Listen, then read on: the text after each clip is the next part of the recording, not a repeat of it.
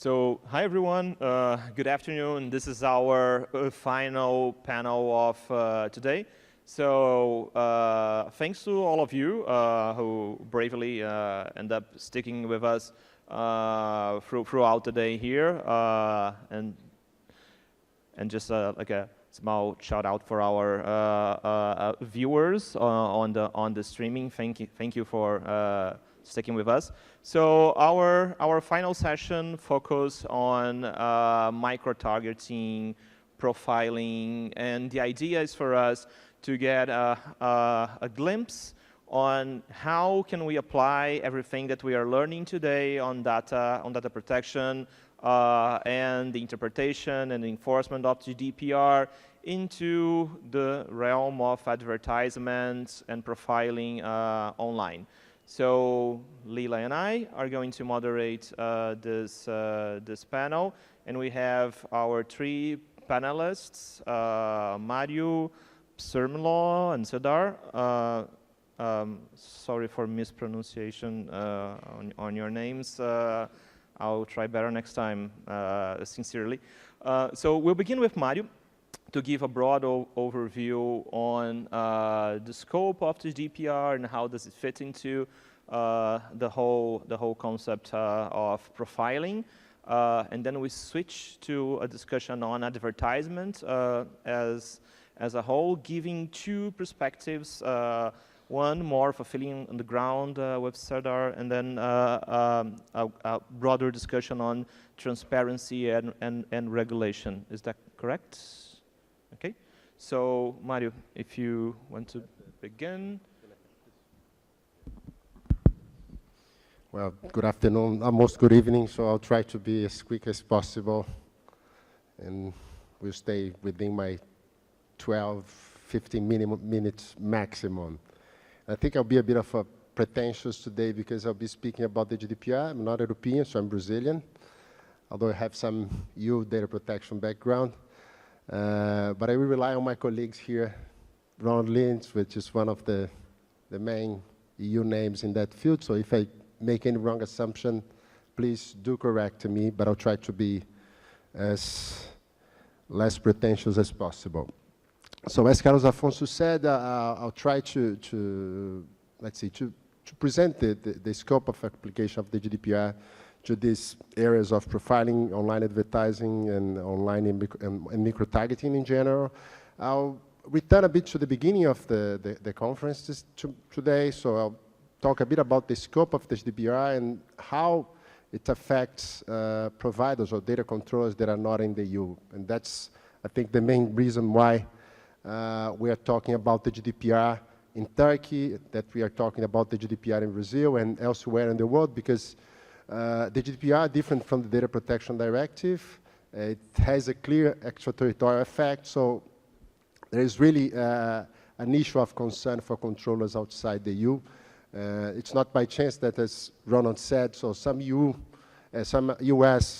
newspapers, they're blocking the access to EU citizens or to people located in the EU because they are concerned about the possibility of being under the umbrella of the GDPR. So there is an issue, and I think there is a lot of misunderstanding, but still there are also some gaps within the GDPR. I think that there is a large room for interpretation. So I think that it's probably one of the issues that the new European Data Protection Board should tackle. So the idea of how this extraterritorial effects they will apply, so to everyone, to what extent. So I will try to more or less address some of these issues.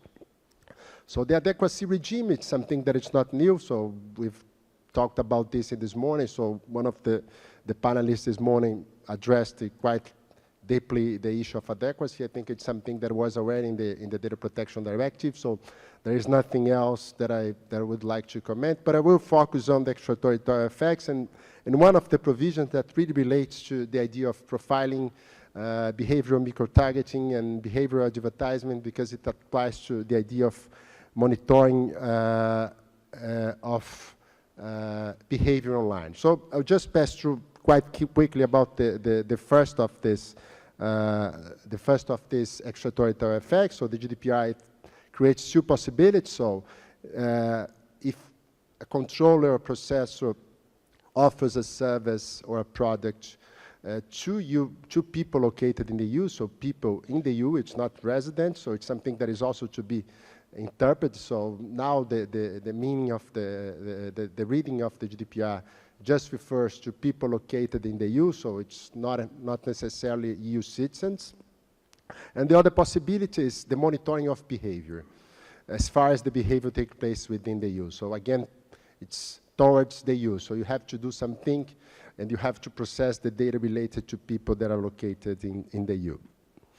For the first of them, so the offer of goods and services, I think the GDPR itself gives some sort of indication on how to limit the scope of this provision. So the GDPR, in one of its recitals, the recital 23, it says that it's not any sort of provision. It doesn't necessarily apply to someone that just have a website providing services online. So the GDPR itself says that, well, you have to demonstrate that there is an intention to provide a service to this group of people. So it uses more or less the same language as the ECJ used in one of the cases on the Brussels I regulation on jurisdiction within the European Union. So there is a clear similarity with this case of the European Court of Justice. So the GDPR gives more or less the idea. So you have to show that the provider, so the controller, really wants to offer these projects to this public, to this specific public in the EU. So they have to use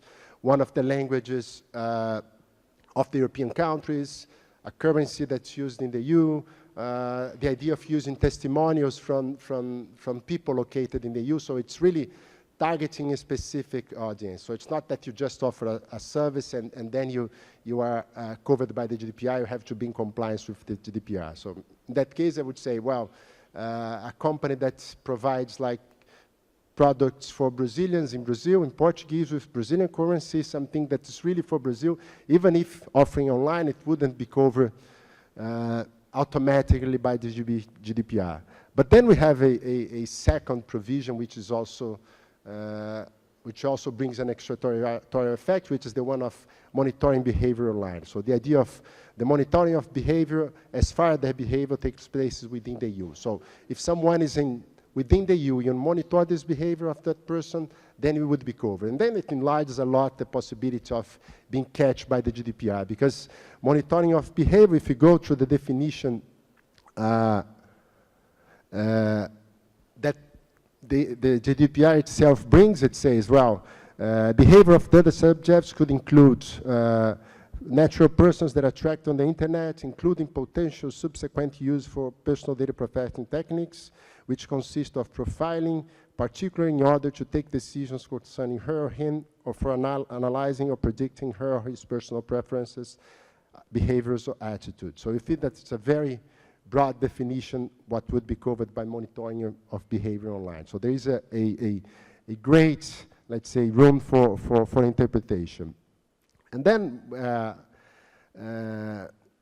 we have to think about to ask this question, what about the intention? So the GDPR, when it refers to the idea of offering services and products, it made a clear reference to the intention. But when it talks about the possibility of monitoring behavior online, there is no single reference within the text of the GDPR that refers to any sort of intention, not a link between the recitals that refer to the offers of goods and services and the one regarding the monitoring of behavior. So one could think, well, if they don't mention the possibility of the need to prove the intention, to demonstrate the intention, so there is no need for such intention. So anyone that places any sort of techniques to monitor and to profile online, so it would be catched by the GDPR. So it would cover almost everything in the world that is online. So any sort of website usually has a kind of a cookie or use some sort of ad that monitors the traffic within the website. So in a certain way, you construct a sort of profile, so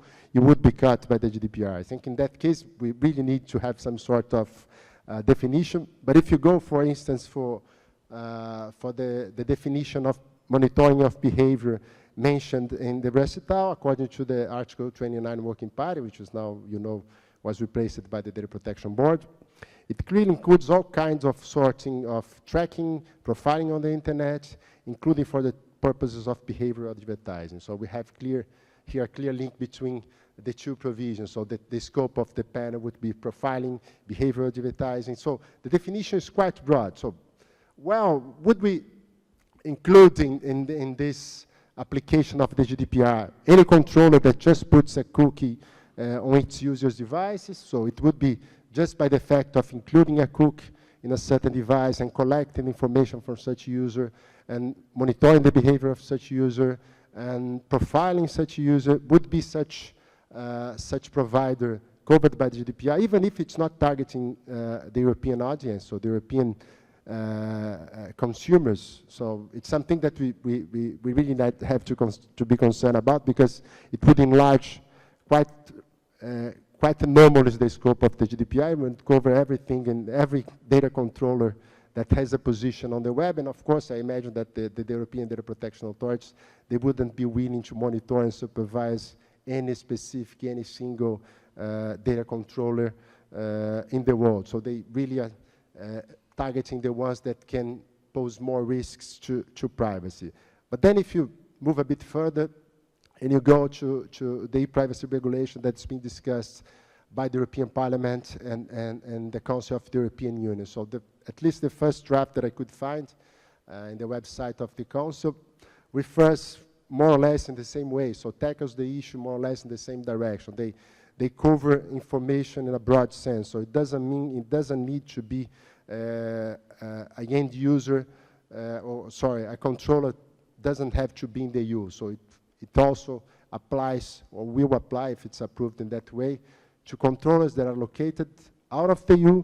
The only condition for them to be covered is that they have to process or to collect data or to store data that is collected by the user's terminal equipment. So the user has to be in the EU, but the controller don't. So there is no limit in that case. There is no reference to intention on anything else. And then the draft directive, again, the draft regulation, the draft privacy regulation, it also refers to the possible techniques of monitoring electronic communications, which what refer again to the idea of monitoring behavior. So equipments that gather data from terminal equipment over target areas, such as IMSI, catchers, programs and techniques that monitor browsing habits. For instance, we can refer to cookies.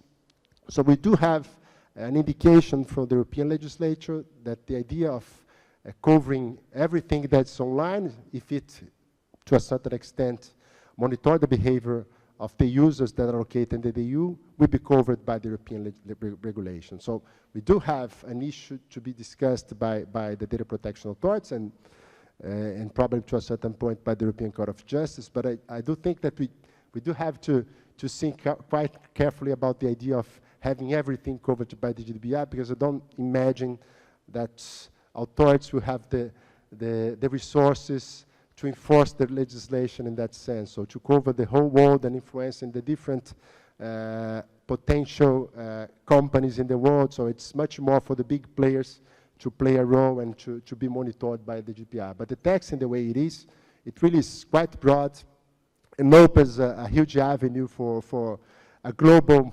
supervision and monitoring by European data protection authorities. And to close my 12 minutes and be as short as I could be, I think we should try to bring this issue under the discussion. So I think it's, as Ronald said at the beginning of his presentation, wow, I was called by a group of association, a small association in Brussels that wanted to know how to implement the GDPR in their business, and they really didn't have any sort of advice on that respect. And I do think that we need to work on advice and work on interpretation. And I do think that the European data protection authorities, and most remain in that case, since it's a very broad issue, the European data protection boards should tackle this issue, and they should, let's say, limit the scope of the GDPR, at least to make it more realistic and to apply just when it's really necessary. Thank you very much, and I'll be open for discussion after.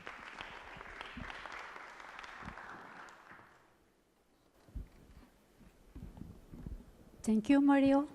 And Mario framed the problem very well. And he compared also the both regulation, the GDPR, and also draft e-privacy regulations related provisions. The profiling, microtargeting, or personalization is really problematic topics of the GDPR or of our current life. Mario referred also the importance of cookies, just because it's not only cookies, they collect a lot of information about users, and then the company or the related entity, they can use that information collected by cookies, for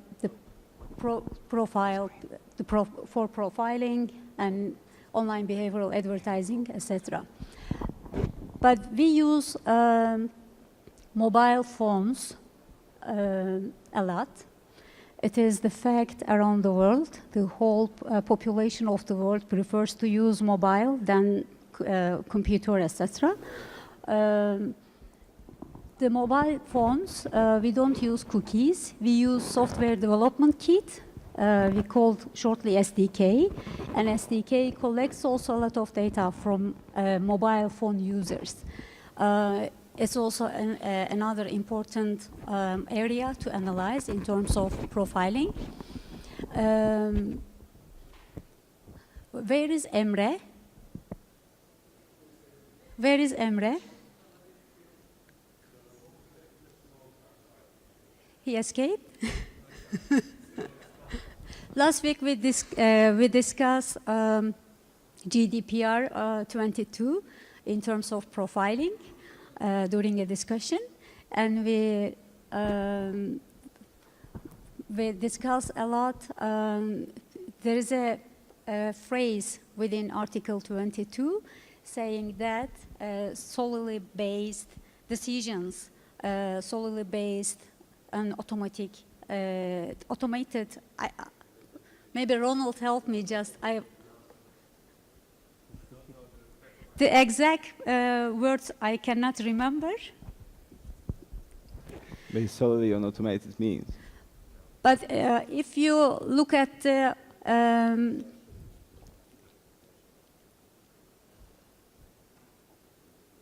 can you say, Bedi? Decisions based on solely automated systems. Solely by.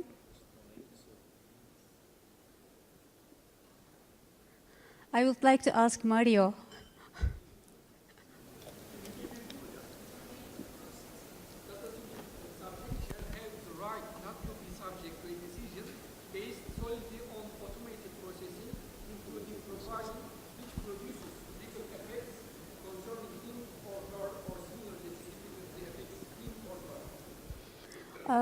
Maybe we can discuss a bit with Mario too, how you can say something about that provision. It's not that easy, but let's go.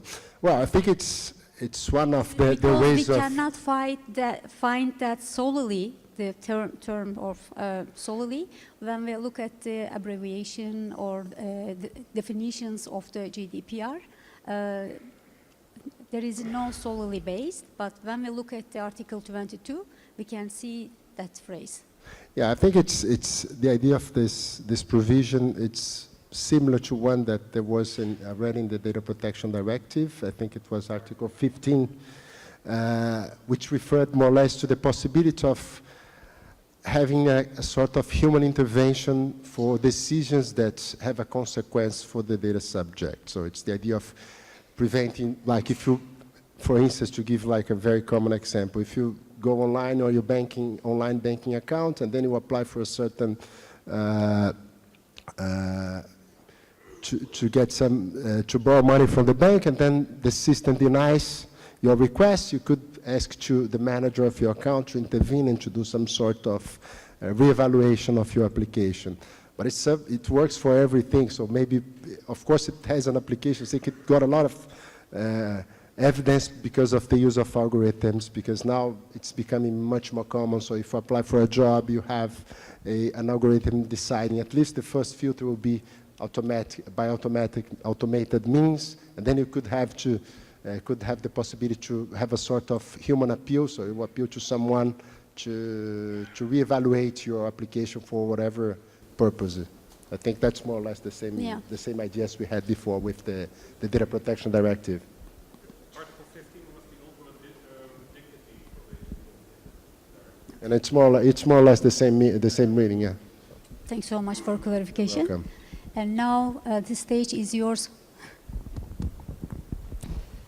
Thank you very much. Great thanks to organizers for the invitation and for putting all the effort to make this event happen. It's a great pleasure to be here in Istanbul. I want to talk about personalized online ads in the context of regulatory assumptions as opposed to the current socio-technical practice fueled by big data and powered by machine learning, and what this means for our thinking about what to do with this, with privacy in general. Ads have been with us for a while, and they've always sparked debates, and their current incarnations that are like personalized online advertising or the so-called native advertising are no exception. The debate as it stands now, both scholarly debate and the policy debate, could be summarized as follows. Micro-targeted behavioral ads, to which I will refer in this presentation simply as personalized ads, are tailor-made for a particular consumer or a group of consumers, and their content, form, venues, and timing can be adjusted and are being adjusted to optimize the chances of a purchase. This, as always, comes with benefits like more relevant information for consumers or chances for startups to quickly and cheaply reach the market. But there are also costs. There is a risk of discrimination and market exclusion of certain groups, just as undue influence on consumers' behavior. Moreover, we can see a shift of power and revenue streams from traditional media, who are content creators and editors, to social media, who are simply content aggregators, and these two taken together present a threat to a democratic process. Hence, and here comes the mantra, we should regulate, as always, and in a way that will minimize the risks without impeding the benefits. And in this talk, before we actually move to the discussion of how to regulate, I want to quickly address 4 questions which I believe could be pondered before making any actual recommendations. Where are we with personalized ads? Why is it the problem? How did we get here? And what can we do about it? If you think of it, ads serve 2 functions. First, they confer information, and second, they shape preferences. The first one is good for the society. It's both useful and beneficial for the market practice, for the competition, and for the democratic process, while the latter is not in itself bad, but left untamed can come with certain risks. Good example is tobacco advertising. Here you can see a lot of people who are happy and cool, and their children and doctors telling you that it's allegedly good for you, and we all know how this went. So, given that ads serve societally beneficial functions, but there are certain risks for the society, we have over time regulated them, and we have different types of ads regulation. We regulate advertising of certain products, certain forms of advertising. We demand that advertising confers true facts, and sometimes we require exclosure of funding. And all these regulations, and there is a myriad of regulation in different places, in different countries, jurisdictions, in different acts, are based on 2 assumptions. First, assumption of direct knowledge, and second, assumption of public consumer markets. And I want to argue that what we see now directly challenges these 2 assumptions. Regarding direct knowledge, the assumption was that companies, advertising companies, know what is either commonly known, like that children like toys, or that rich people like golf, or what consumers have directly revealed about themselves. In the context of social media, that would be genders, age, gender, the likes, pages we follow, basically all the things that we actively put out there. Well, in the reality, currently companies can detect patterns in big data, and it's now possible to infer knowledge about consumers from pieces of data about them seen in the context of millions of others. As Michał Kosiński has documented from several angles, from seemingly neutral likes on social media, it's now possible to infer knowledge about sexual orientation, political preferences, or temperament. Moreover, advertisers can experiment through trial and error approaches, play with the ads, see how they land, and over time, refine the patterns that they use. In this sense, privacy works like vaccines. To retain individual privacy, we need a sufficient amount of network users to retain it. Otherwise, advertisers, even without having any personal information or directly personal information, only some generic info like gender, age, hometown, and the pages liked on social media can predict and influence behavior of specific users. This also renders the nothing to hide argument completely wrong. That was the idea that if I did nothing wrong, others cannot harm me by knowing about it, while now we see that every piece of data matters, both for me and for the society. Second regulatory assumption was that of public consumer markets. The assumption was that advertising occurs in publicly visible channels, like press, radio, TV, cinemas, or on billboards, and this had two consequences. First, that if an ad would violate some regulation, there was always someone, public authorities or NGOs or individuals, to spot it and report it. Hence, oversight and enforcement of advertising were relatively easy. Second consequence was that everybody was exposed to more or less the same ads. There were obviously some exceptions, but generally everyone reading daily papers or watching national television or listening to local radio would be exposed to the same advertising. Now everyone sees different ads on their screen, on the screens of their devices, and this makes oversight much harder.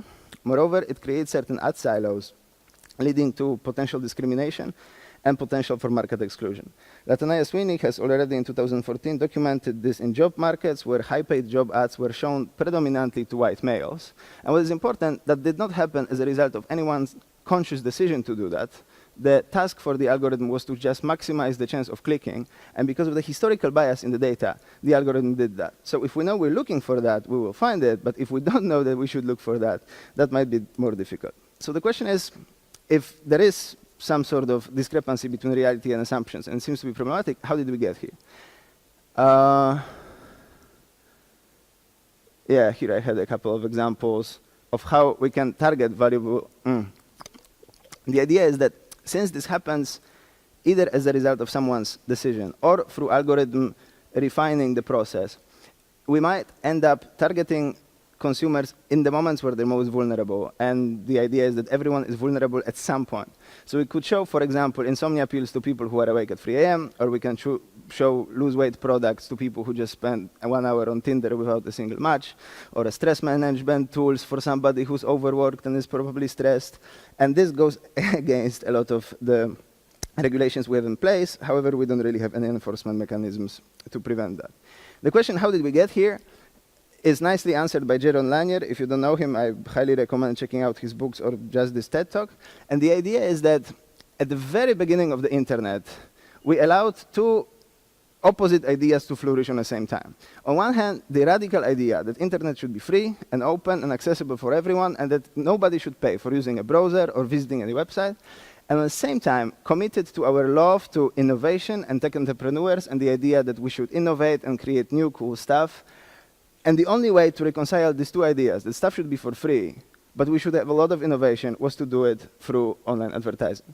At the beginning, it was harmless. It was just some generic banners. But then advertisers realized that, or service providers realized, that all these byproducts of their functioning, all this data and logs and history, can be actually really useful. Then they remembered about this thing they already invented in the 70s called machine learning. And somehow an advertising arms race started where these companies would try to create more and more and more efficient ways of maximizing the chances of getting a purchase. And all this leads to the question, what can we do? And I would say that first we just need to correct these two assumptions. Realize that right now in the advertising, knowledge can be inferred, and many consumer channels are actually secret, and so the oversight mechanisms need to be defined to do that. And then acknowledge that privacy in this context can be seen both as an end in itself, or as a mean to another end, like non-discrimination, or consumer autonomy, or democratic process. And it can be achieved either directly through privacy-enhancing legal and technical tools, or indirectly through regulation of other markets, like, for example, advertising markets. On substance, for example, we could think of special, as in not general, data protection regulations. And I think the big hole in the GDPR is that it stipulates that data should only be processed for the purpose for which it was gathered, but it says nothing about the purposes which are acceptable and which are not. Arguably, this doesn't have to be in the GDPR, but it should be in pieces of sectoral legislation to answer this question in this current context. Further, we could think of limitations on personalized ads of particular products, like diet supplements, or in particular hours, at nights, or directed at particular social groups, or based on some information. And then there is a question of what do we do with oversight and enforcement. And I think that following the lead of GDPR of transparency, accountability, mixed of private and public oversight and enforcement is a good idea, but we could try to be a little bit more bold. For example, there is this idea that we could create privacy unions, first only in the biggest players, just like we had trade unions in the big factories. So have some people whose job it is to sit there and actually see what they're doing, sworn to trade secrets, so they don't reveal, but make sure that they don't violate the law. Then we can obviously develop different tools in civic tech that can use AI and big data to empower consumers or civil society to actually try to use the rights that GDPR or other pieces of legislation give them, but that somehow seem to lack capacity to make use of them. And in general, I think there is a large space for innovation, both when it comes to regulatory instruments and business products. But it might be that when it comes to advertising and this huge invasion of privacy, all this talk is just curing the symptoms. And it might be that having an internet where everything is free, where Facebook is free, and Google is free, and YouTube is free, and news are free, and on the same time, where we retain or even increase user privacy is just impossible. So we need to seriously ask ourselves the question, whether it is possible to create more wealth and convenience, and on the same time increase privacy and autonomy, and accept that the answer might be no, and then we will have to make some choices and just start debating these choices. Now, in the light of that, of all this, the question, what should we do, is not a question that I'll give you an answer to, but I just want to highlight two things. That the question of what we should do is both a question of goals, that is a society that we want to live in, and a question of means, which is how to achieve that society. And I think if we are to criticize GDPR, that was probably forgotten there. That the means were, the goals were decided by the European Commission, and the means were decided mostly by lawyers, while what we need is a multidisciplinary dialogue of normative scientists on one hand and engineers, of academics and business. Hence, in a way, it's great that we convey it together. On this note, I will finish. Thank you very much for your attention. Happy to answer any questions, and feel free to add some data to the big giants checking me out on online media.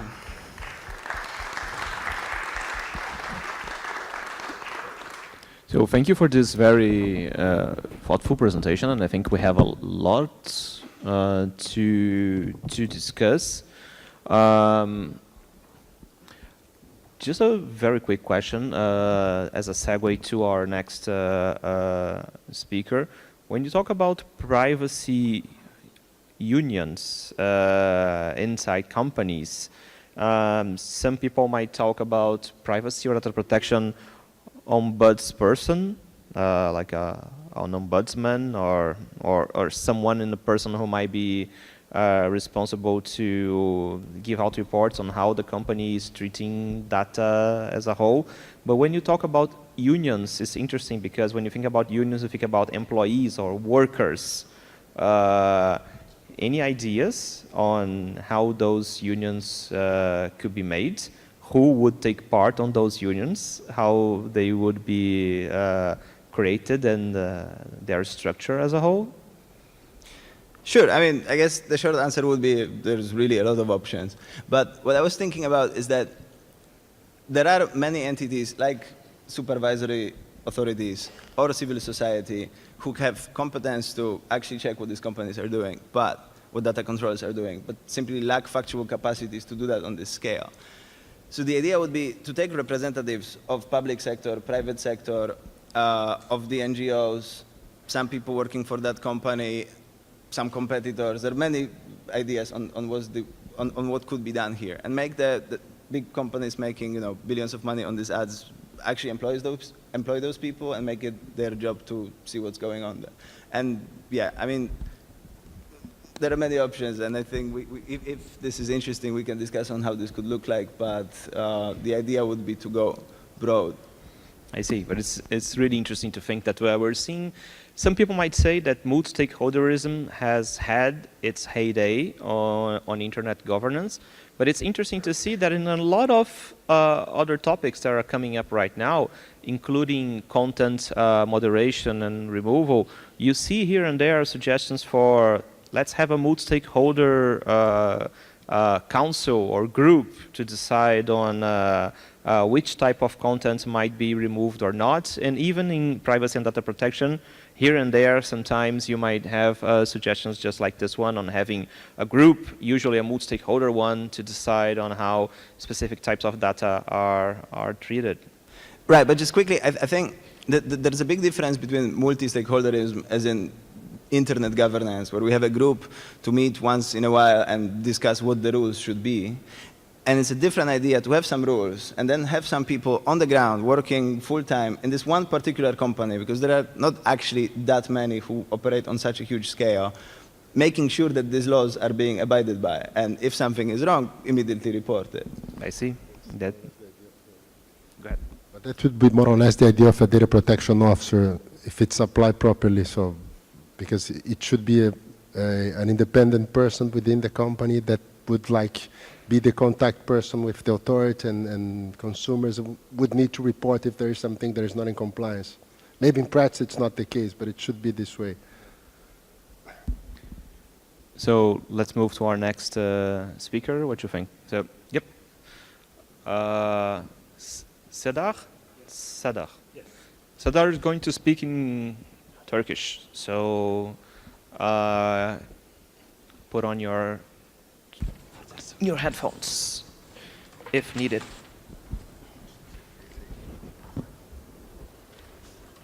Thank you so much, and I'll continue in Turkish if you don't mind, and for English speakers I'm sorry about it, and we can switch back to English during the Q&A session if there will be one by the end.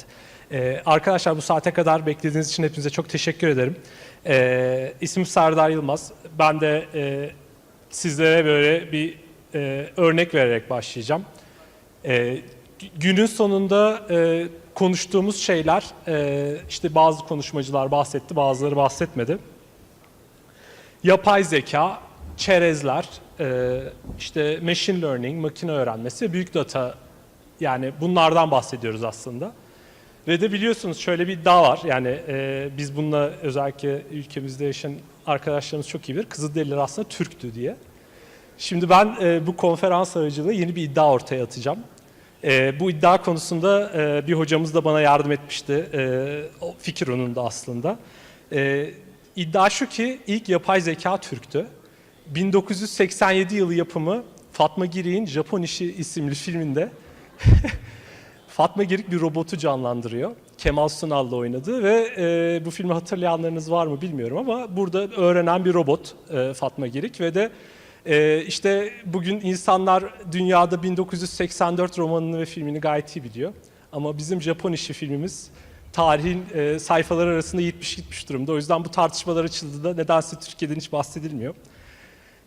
Bunu aslında birazcık şundan anlattım. Benden önceki konuşmacıların bu işte Microtargeting, behavioral advertising ve profiling konularında bu başlıklara şiddetle karşı çıkan konuşmalar yapacağını düşünmüştüm. Ancak öyle olmadı. Ben konuşmamı ona göre hazırlamıştım. O yüzden biraz vakit kazanmak için size bir şey anlattım önden. Ben gene de konuşmamın devamını buna göre anlatayım. Şimdi firmalar ve politik kampanyalarda dünyada bunlar yapılıyor ve yapıldı. Bunun hem hukuki hem de etik bir boyutu var. Bildiğim kadarıyla yapılıyorsa da bilmiyorum açıkçası. Microtargeting ülkemizde ne ölçülerde yapılıyor ama işte Amerika Birleşik Devletleri'nde özellikle Trump seçimlerinde buna şahit olduk. İşte Afrikalı, Amerikalı seçmenlere Hillary Clinton'ın işte gene şeylere ilişkin, Afrikalı Amerikalılara ilişkin yaptığı yorumlardan tutun.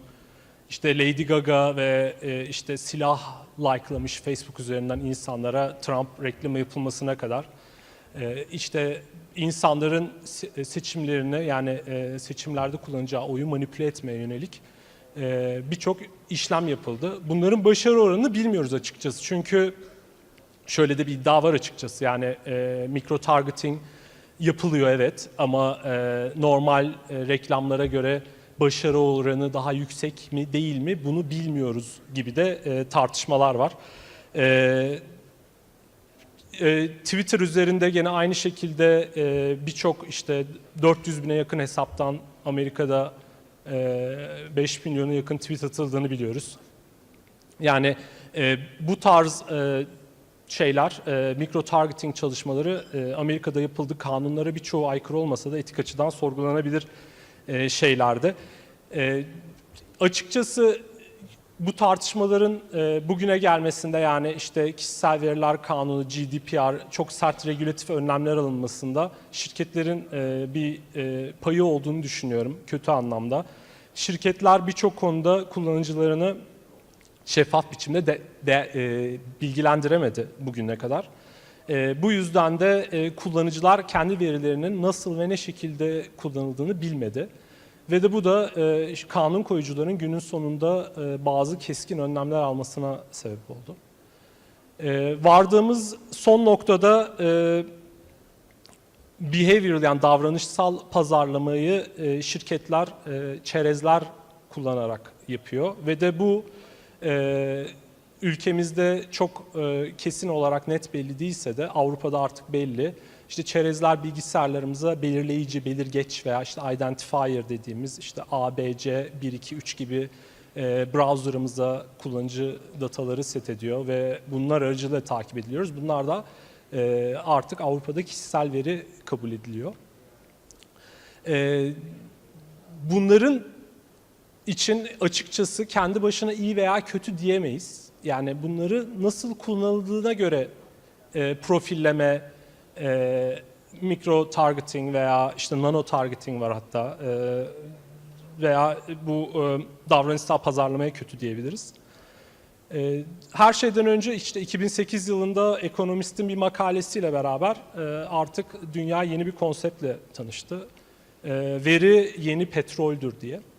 Hakikaten de öyle ve benden önceki konuşmacının bahsettiği gibi birçoğumuz internet üzerinden bedava servisler kullanıyoruz. Instagram, Google, işte Facebook gibi. Bu firmalar özü itibariyle veri firmaları. Yani veri topluyorlar, veri satıyorlar. İş modelleri bunlar üzerine kurulu ve son kullanıcılar olarak bizler bu ürünleri bedavaya kullanıyoruz. O yüzden bu tip hizmetlere son kullanıcıların bedavaya erişmesi için bu firmaların bu verileri işlemeye ve yasalar çerçevesinde tabii ki kullanmaya ihtiyaçları var. Aynı zamanda işte ülkemizde birçoğunuz kullanıyordur. Basılı olmadığı halde bağımsız haber yapan internet siteleri mevcut. İşte alkışlarla yaşıyorum gibi, o ne diyor gibi ilgiyle veya Ekşi Sözlük gibi ilgiyle takip ettiğimiz birçok mecra mevcut. Bunların gelirleri reklam gelirleri. Yani burada çalışan insanlar bizlerin verdiği reklamlar sayesinde para kazanıyorlar. O yüzden de açıkçası bu konferans üzerinde değilse de katıldığımız birçok toplantıda bu konular hep şiddetle engellenmesi gereken çok öcü konularmış gibi gösteriliyor açıkçası. Bu çok doğru değil. Yani konu kendi başına iyi veya kötü değil. İyi veya kötü kullanılabilir. Tekrar edeyim. Bedava internet sağlayan internet siteleri var. Onun haricinde işte zaten televizyonlarda, işte radyolarda mass marketing var. Bu gittikçe dijital pazarlamaya geçiyor. Çok daha etkili olduğu için firmalar artık genel pazarlama metotlarını, konvansiyonel pazarlamayı bırakıp dijital pazarlama yollarını tercih etmeye başladılar. Burada da gene aynı şey karşımıza çıkıyor. Yani sonuçta bizler şu veya bu şekilde bir reklama maruz kalıyoruz. Yani işte dizi arasında karşınıza bir cep telefonu reklamı çıkıyor işte ve buna çok şiddetle isyan etmiyoruz. Yani işte dizidir, reklam almış, cep telefonu almayı düşünmüyoruz diyoruz ama işte X sitesinde bebek bezi gördükten sonra bir haber sitesini okurken bebek bezi reklamı çıktığı zaman buna çok isyan ediyoruz. Bunu da ben açıkçası anlamakta biraz zorlanıyorum. Çünkü sonuçta sizin böyle bir ilginiz var, işte çocuğunuz var, bebek bezi satın alacaksınız. Uygun fiyatlı bir bebek bezi reklamına niye bu kadar tepki gösteriyoruz günün sonunda? Çünkü zaten o alanda bir reklam çıkacak. Ama tabii öteki taraftan da değerlendirirsek kullanıcılardan ilgili izinleri eğer gerekiyorsa izin almak, izinleri almadan veya kullanıcılarına çerezleri nasıl kullandığı konusunda doğru bilgilendirme yapmayan firmaların da bu konudaki politikalarını düzeltmeleri gerekiyor. Benim söyleyeceklerim şimdilik bu kadar. Hepinize çok çok teşekkür ederim. Soru cevap session'ında eğer sorularınız varsa cevaplayabilirim. Çok sağ olun, teşekkürler.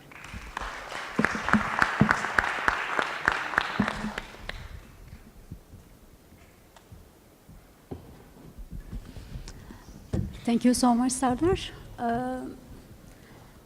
Serdar mentioned that profiling, microtargeting, or online behavioral advertising are not terrible.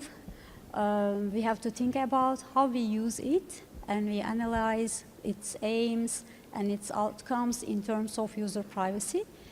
And he mentioned also cross-device tracking. Cross-device tracking is more privacy invasive, could be sometimes privacy invasive technology. And again, in terms of user privacy, there are a lot of discussions about that. But do not block at the beginning online behavioral advertising just because it means income for particularly companies on the internet. Therefore, sometimes we should have to regulate the problems we have. So, shortly, he mentioned sort of topics, and then we have a lot to discuss. If you have any questions, please.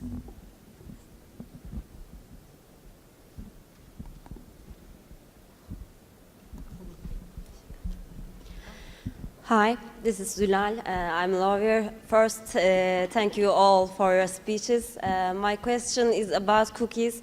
Actually, I have asked Mr. Ronald at Coffee Break, but when I listened to Mr. Mario, my question has been clarified in my mind. So the question is, will we have the right to use any device or websites, although we decline all cookies or accept some when e-privacy directive comes into effect? Because now it's impossible.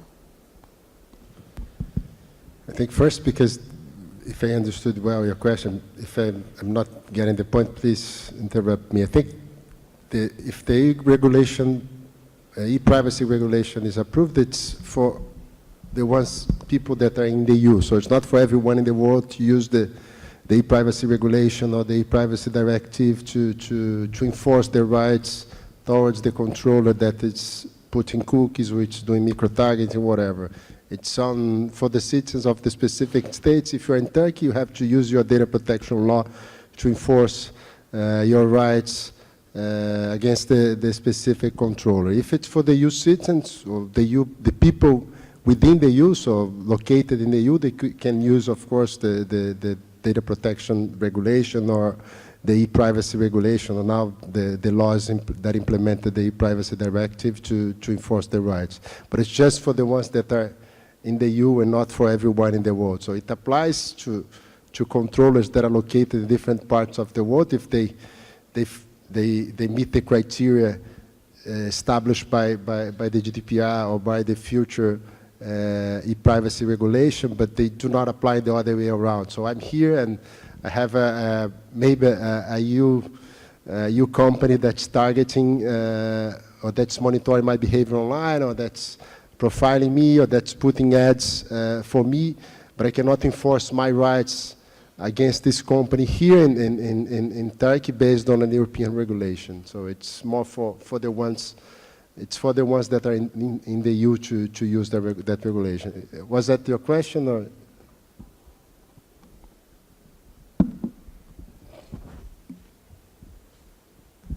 Hi, I'm Ronald again. So I have a question for Premislav and maybe also Serdar, but I missed the beginning of your presentation because I had to collect the translator.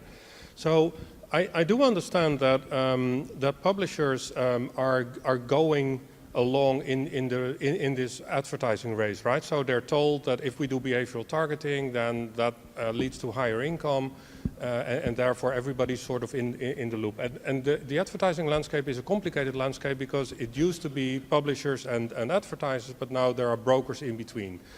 And there are few brokers, as you said, so a large amount of money flows to Google, Facebook, and a couple of others, right? Why do we keep that landscape in place? So here's a naive idea maybe that I'm toying with for a long time, but why can't we lower the playing field? So everybody's scared about the playing field, and that's why it's an arms race. But if we lower the platform again and say, look, you can't do behavioral advertising. It's fine if you want to do advertising, but it can't be behavioral advertising. Now, that may sound like a stupid idea because the genie is out of the box, right? Well, we've seen this before. I mean, the postal services in the UK, in England at the time, but also in other countries, was enacted exactly to be able to monitor communication between citizens. And at one point, in all countries around the globe, basically, or many countries at least, parliaments have said, no longer the postal service cannot open letters to see what the communication is about, and hence we have secrecy of communication ever since. So it is possible to put the genie back into the box, and maybe if we have a non-behavioral targeting advertising platform, we may have the two things that was reconciled by having a free internet paid for by advertising. Is that a stupid idea, or can we try and achieve that? I think it's an awesome idea. Just do it. It's just a question of whether you manage to push it through the Congress or the European Parliament. But if you succeed, I think there is nothing wrong about it. As we heard in the last talk, there's actually not that much empirical evidence that behavioral advertising actually leads to that much higher revenues than traditional ones. And we could go on into details, but my answer would be, I think this rush is largely hyped on the idea that you sort of have to switch there, and social media do not really offer an alternative. So if you want to advertise with Facebook, or if you want to advertise with Google, it's very hard to advertise in a way that is not profiled in any way, because that's just the model that they have. So No, but the point is, Google handles the advertising on all websites. yes. So but I mean, technically it's not Google, but it's one of their companies that uses the whole data set that basically is under Alphabet. So it's not about, so for Facebook, it's mostly related to advertising on their platform, but that's not Google's model. Google is the intermediary between any site on this planet and the advertisers.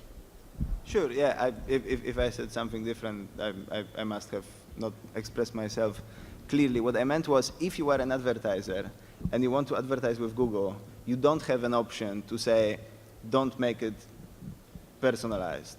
Like, they will end up personalizing it one way or another, whether you choose what is the way or not. So I think the idea is great, yeah. It's just a question of whether it's feasible. I also have a short answer to your question. The companies, especially if they don't have big marketing teams, advertising teams, they do need intermediaries like Google, because you're just selling your advertisement space, right? So if you have spaces on your web main page, let's say, you just sell that space to Google, and you don't need to go to the market and try to find a company who would like to advertise to your website. Whereas companies like our company, for example, we do have teams, and in some of the cases, they'll be able to find profitable companies who would like to give advertising, place their own banners on our website, but we need to use Google as well. And as to the personalization, and I mean cookies,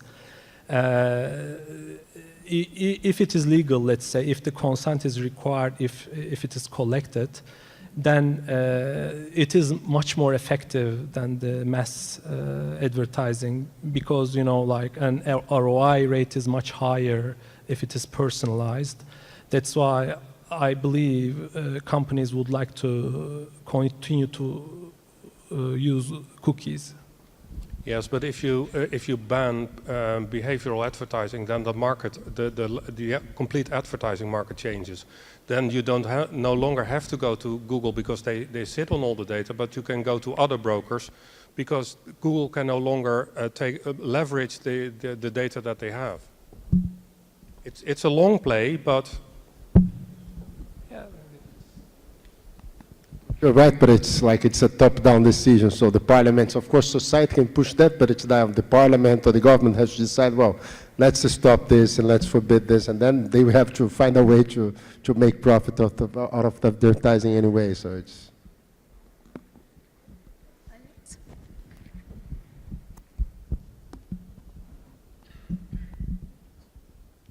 Yeah, hi. I just want to acknowledge that privacy, from what I see the theme of the topic is privacy, data protection, innovation, and two things affect privacy. One of them are these cookies we have been talking about, and we're wondering whether we can do without them, and the internet still functions. The other question that affects privacy is the architecture, the client-server architecture, where we all upload things to one application which is supposedly in a cloud, I don't know, not a cloud, but some server somewhere. So they all have our information, and we find that they violate our privacy. So those two are dimensions of privacy.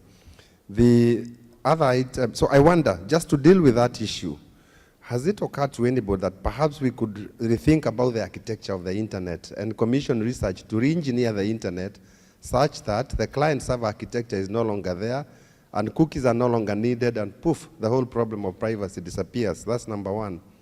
On data protection, yes, we know this is information you have given, whether it's in paper form, whether it's online or whatever, so it's actually some sites that have it.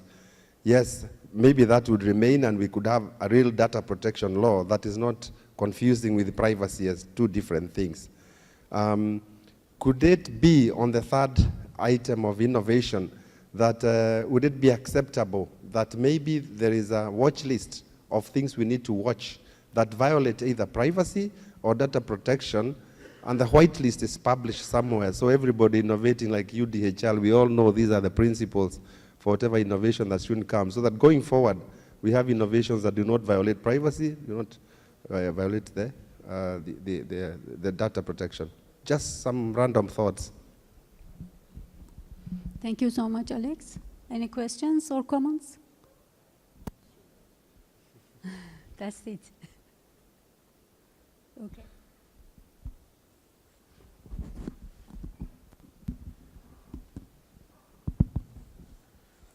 So if we don't have any follow-up questions, so do we finish, or like I'll have a bunch of other questions that I would like to ask our panelists. We can go over discussing other features on advertisement online, from like ad blocking and to other things. But like, why don't we? I know that you might be tired since it is the end of the day, but let's go back to our panelists for final remarks before we conclude, so that we can like do a sum up of what we have been discussing so far. So let's do on the order of the panel. So Mario. I think it's just to my final remarks. I think it's a completely changed environment. So we do have different technologies in the field of advertising. We do have not new techniques, new tools that are being used by providers in general to make profit out of our data. So it's a sort of consideration on the services they provide. And I do also think that there is always a possibility to do a step back. So if we do think not to receive, I personally don't like to receive behavioral advertising, so I don't like to be profiled for receiving advertising. But anyway, it depends on society to push for that. I think we do have to discuss the way we want to have our data processed by these companies. And we think we do have, at least in Europe, an opportunity for that. So the e-privacy regulation is under discussion, although the text is much more in the other direction to make them legitimate, so there is no movement, at least from the European perspective, towards restricting the use of these tools for monitoring and then providing advertising. But I think there is always the possibility of doing a step back, and I think it's good to have this sort of meetings to discuss all the potential outcomes. Thanks. I'll just say that when it comes to tackling hard problems, I think it's as important to work in a formal environment like this as to convey a more informal one over some wine, and I'm really glad we're going to do it now.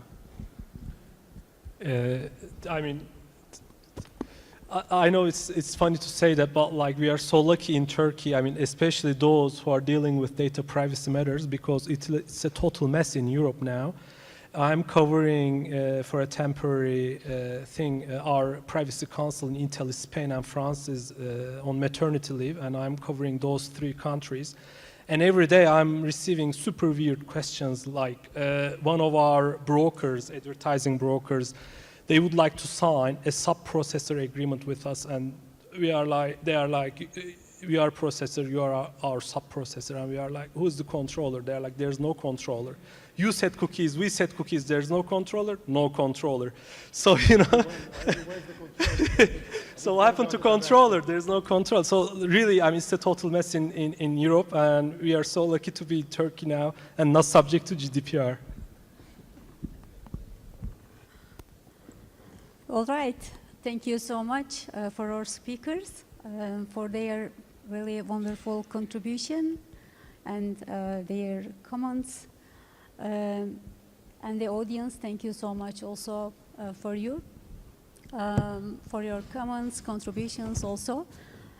Today we close the program, and tomorrow we hope to see all of you again with us. And we wish you good evening and hope to see you again.